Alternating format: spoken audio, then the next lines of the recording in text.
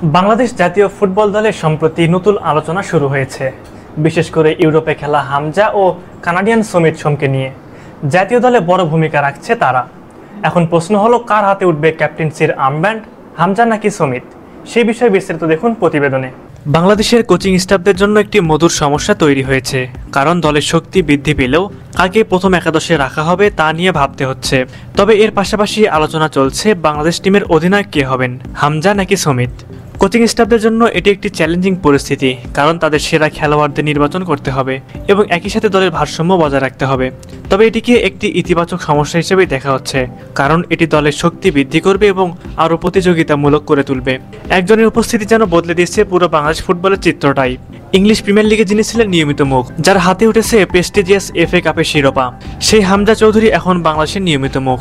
ক্যারিয়ারের এখন পর্যন্ত 115টি ম্যাচে হামজা ছিলেন ডিফেন্সিভ মিডফিল্ডার, 72 ম্যাচে ছিলেন সেন্ট্রাল মিডফিল্ডার।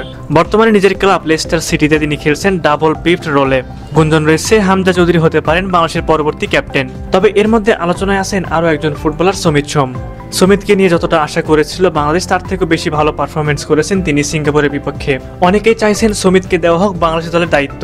সমিত সোম 2020 সালে FC মন্ট্রিয়েলের হয়ে খেলা অবস্থায় ডাক পান কানাডার মূল জাতীয় দলে।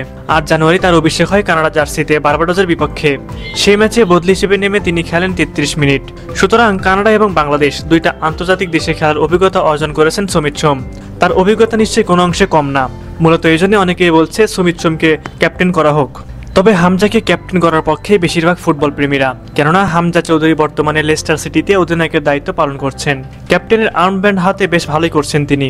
ইংল্যান্ডের লিগে খেলায় আগে তারকা খ্যাতি পেয়েছেন হামজা চৌধুরী। তবে বাংলাদেশের মানুষের কাছে যে ভালোবাসা তিনি পেয়েছেন তা অবিশ্বাস্য।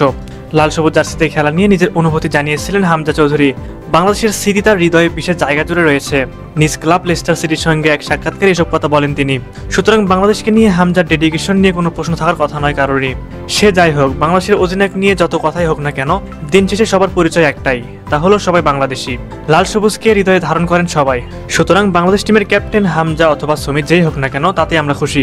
তবে আপনাদের কাছে কি মনে হয়, হামজা নাকি সমিত, কাকে আপনারা বাংলাদেশের পরবর্তী অধিনায়ক হিসেবে দেখতে চান? অবশ্যই এই বিষয়ে আপনাদের মূল্যবান মতামত আমাদের কমেন্ট করে জানাতে ভুলবেন না।